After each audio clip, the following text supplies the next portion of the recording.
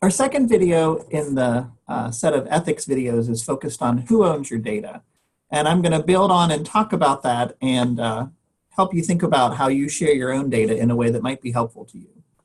When you fill out a survey at Truman, most surveys go through a process we call the IRB, the Institutional Research Board.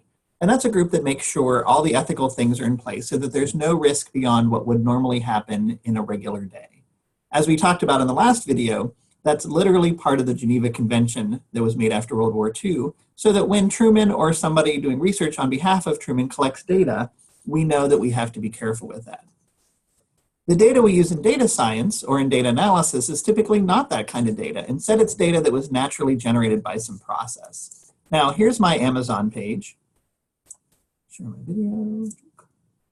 And we can try to figure out what Amazon knows about me from this. Again, they're not using it for data purposes other than to try to sell me more stuff. Well, they can see that I support my church because I give money through smile.amazon to them, which is swell, and I've given them a total of $11. Hooray.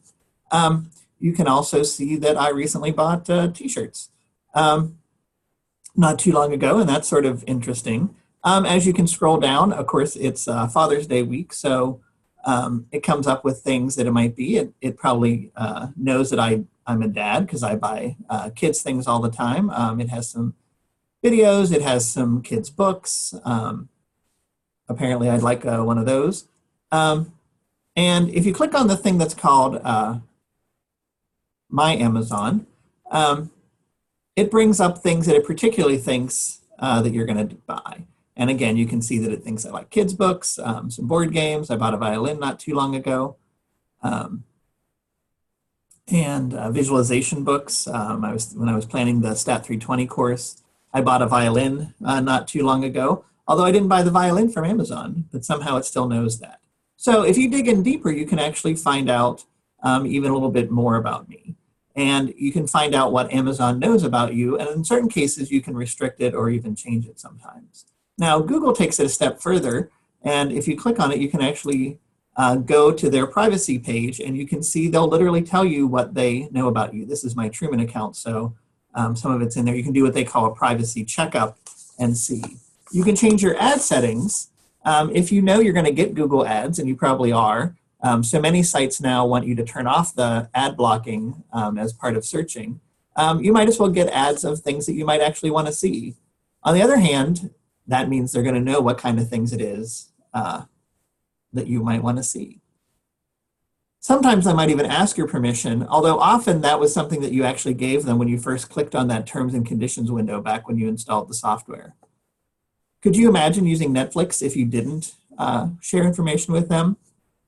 If they couldn't use information from your earlier viewing habits to predict what's going on? You could still use the search feature, but in practice that search feature isn't very good. And both you and I know that both you and Netflix would have a real problem if you couldn't get to new things you have. When you go to Hy-Vee, maybe you got one of these frequent shopper cards. And what you're doing is you're letting them connect all your purchases back to you. Maybe it's not a big deal. They know what kind of cereal you like, or that you're the kind of person who always buys the same kind of cereal, or the kind of person who buys different cereal every time you go. Maybe you're somebody who doesn't like cereal at all. Now, they also know your age, gender, and other information, either from when they signed up. At first, you had to fill out the little card, or they can infer that from other purchases that you've made.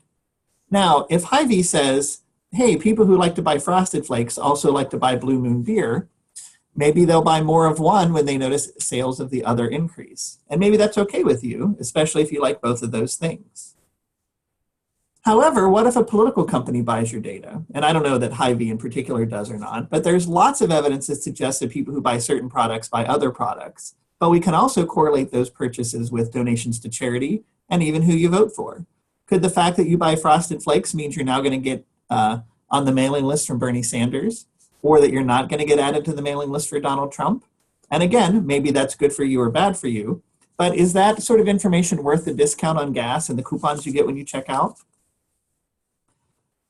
Comparatively, these things aren't the same level of ethics of what we talked about in the first video, things about Nazis and Tuskegee syphilis experiments or eugenics. This just doesn't seem like it's that big of a deal relative. But as you think about the scale and about the billions of people that this is going to affect, it maybe does have an effect. Now, what if things go the other way? Maybe because you buy Frosted Flakes, they think you're going to buy Blue Moon beer, and maybe you'd like Blue Moon beer, but maybe you like a different kind, and they buy less of that because they've spent their purchasing resources on buying the other kind. And now you're sad because they're out of that.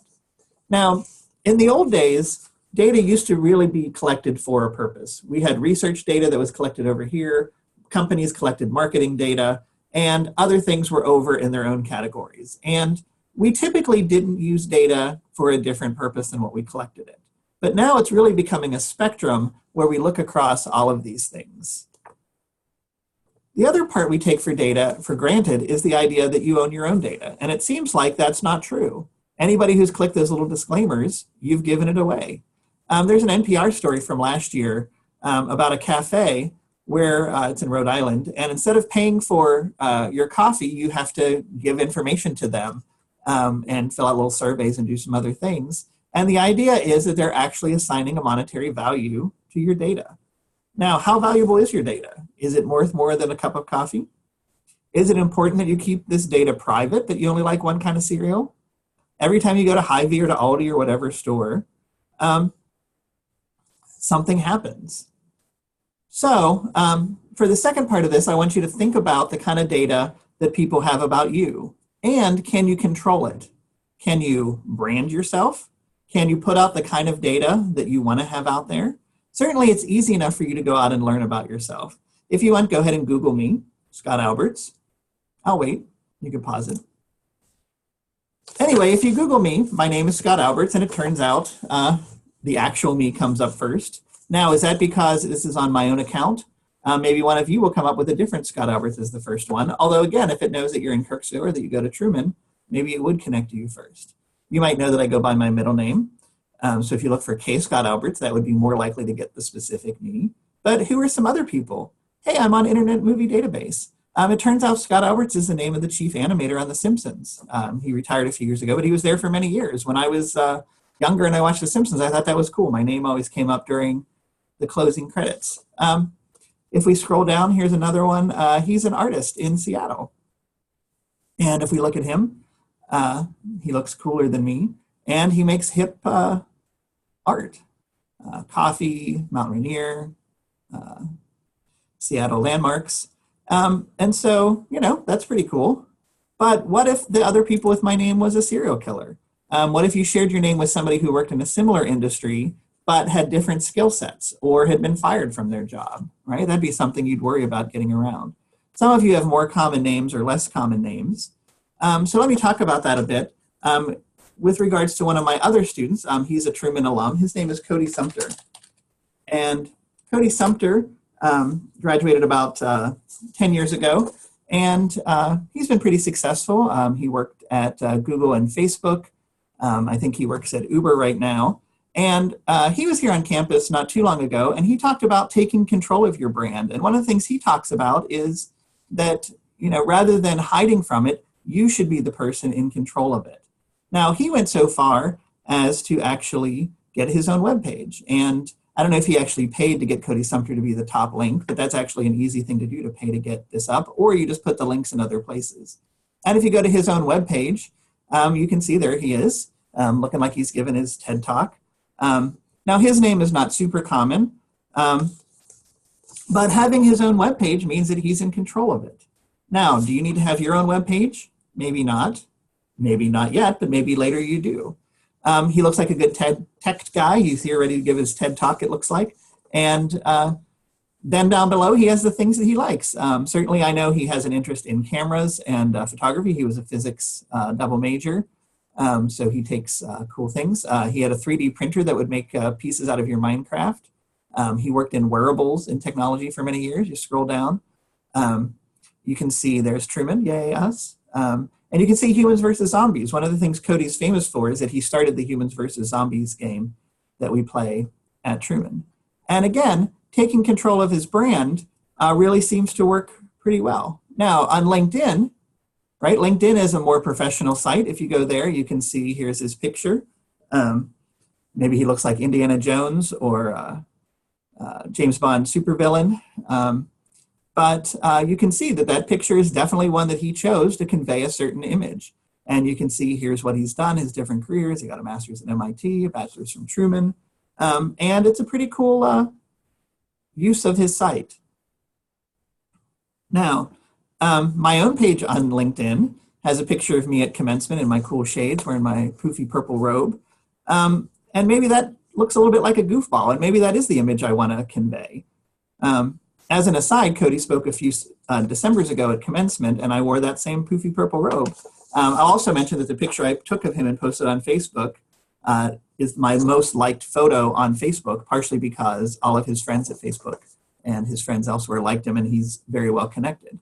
Now, looking at this, as we scroll down, you can see here's my title, here's some of the jobs I've done in the past, and I went in and wrote all those, and it took a few minutes to do. Here's my degrees. And, you know, again, we want to be in control of that. Now, we can't control everything, right? If we go to Cody's Instagram page, like I said, he's a great photographer person, so you can see it. I didn't link in.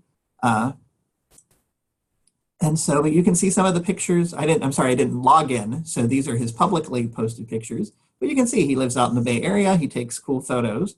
And he's able to curate and post some of those. On his internal page, does he have other pictures? Yeah, you bet. But these are ones that really convey he likes to travel. And, you know, he looks kind of cool. That's different than if I go on Google and I Google him and I pull up his image search, right? He can't control these in the same way, although these pictures are all the ones we saw before. Here he is working in wearables. If we scroll down, here he is from a few years ago. That's what he looked like when he was a student on the Board of Governors. You can see that's from Truman's newsletter. And we can really see, and once you get down here, now you have people who aren't him coming up. So thinking about how this works, sometimes when you Google yourself, you're going to get different results. So you might want to get somebody else, a friend of a friend, or you want to log out of your own account before you do Google, or go to a fresh account at the library or someone else to see what you have. So I have a short assignment that I'd like you to do. It's technically lab 6 in the class, but it doesn't matter whether you think of it that way. But the assignment is that you're going to go in, check your web pages, check the 3 I mentioned were Facebook, Instagram, and LinkedIn. But you could use other ones. And certainly if you're an international student, you probably are using other ones that might be more useful for people from where you're from.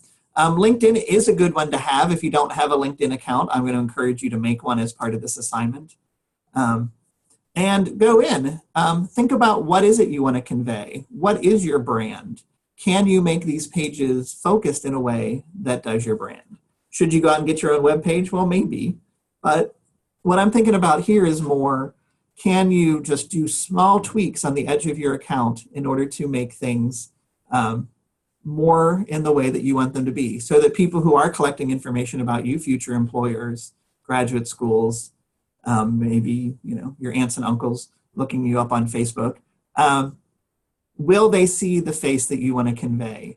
Now, easy things to do, you know, hide those pictures of red Solo cups at parties. That's actually kind of tricky because on Facebook, you can tag someone else in a photo, and until you take it off, it might appear on a site. So figuring out how to control that might be something worth doing. Now, don't spend too long on this, but I think this idea of thinking about yourself as a brand is something that won't just help you in a very strict sense of it'll now make your Facebook image or your public internet image more public, more honed to what you want, but I think you'll actually see some of the principles and you'll think about data maybe in a more useful way. Anyway, that's the next assignment, and this was the second of our ethics videos. Thanks.